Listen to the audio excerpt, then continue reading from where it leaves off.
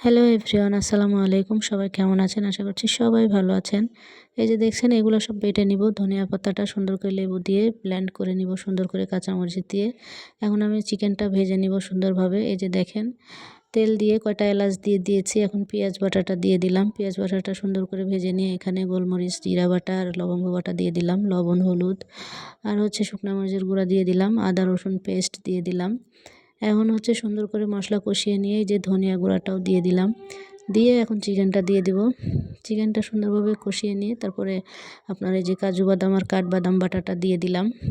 দিয়ে ভালো করে কষিয়ে নিয়ে এরপরে আমরা ধনিয়া পাতাটা অ্যাড করব। ধনিয়া পাতার সঙ্গে আমি লেবুটা দিয়েছিলাম, লেবু আর কাঁচামরিচ। তো এটা খুবই মজা হয়, অসম্ভব মজা, যা বলার বাহিরে। তো এটা আপনারা পরোটার সঙ্গে এবং পোলাওয়ের সঙ্গে সব কিছুর সঙ্গে খেতে পারবেন, ভাতের সঙ্গেও। ঘি দিয়ে দিলাম একটু। ভালো লাগলে লাইক, কমেন্ট, শেয়ার করবেন। আল্লাহ হাফেজ।